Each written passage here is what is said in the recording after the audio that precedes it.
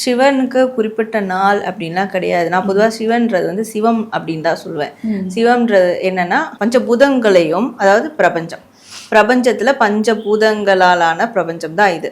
So இந்த பஞ்சபூதத்தையும் ஒரு source கையாளுது அப்படின்னா அந்த சோர்ஸ் தான் சிவம். நம்ம உடம்புலையும் பஞ்சபூதங்களால் தான் நம்மளும் வந்து உயிர் வாழ்ந்துட்டு இருக்கோம்.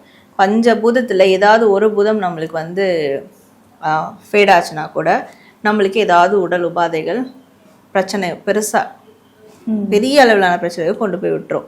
ஸோ இந்த பஞ்சபூதம் தான் நம்மளுடைய உடல் தியரியும், இந்த பிரபஞ்சத்தினுடைய தியரியும் பஞ்சபூதம் தான். இதை அடக்கி ஆள்ற, இதை கண்ட்ரோல் பண்ண ஒருத்தர் இருக்காருல்ல, அவர் தான் சிவம். சிவனா நினைக்கிற சிவத்தை நம்ம எப்போ வேணாலும் வழிபடலாம், தூக்கத்துல கூட வழிபடலாம், கனவுல கூட வழிபடலாம். இப்போ சிவன் வந்து சிவன் சாமியோ சிவன் சிலையோ நம்ம வீட்டில் வைக்கக்கூடாது, ஒரு லிங்கம் கூட வீட்டில் வைக்கக்கூடாது அப்படின்ற மாதிரி நிறைய சொல்லுவாங்க. ஏன்னா சிவன் வந்து ஒரு அழிக்கும் கடவுள், அது வந்து வீட்டில் வச்சு ஆகாது அப்படின்ற மாதிரி சொல்லுவாங்க. அதெல்லாம் உண்மைதானா? நான் ஏற்கனவே ஒரு இடத்துல சொல்லியிருக்கேன், சிவன் வந்து அழிக்கும் கடவுள் கிடையாது.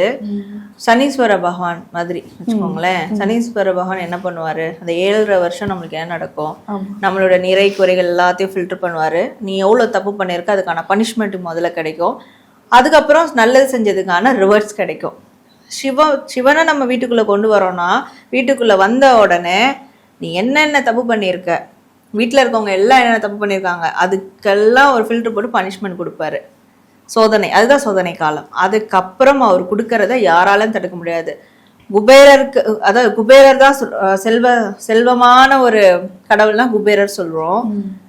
குபேரர் தான் பெருமாளுக்கே வந்து கொடுத்துருக்காரு அப்படின்னு சொல்றோம், கடன் வாங்கியிருக்காரு சொல்றோம். ஆனா அந்த குபேரருக்கே வந்து அந்த செல்வ செழிப்பை, அந்த ஒரு பொசிஷனை கொடுத்தவர் நம்ம சிவன் தான்.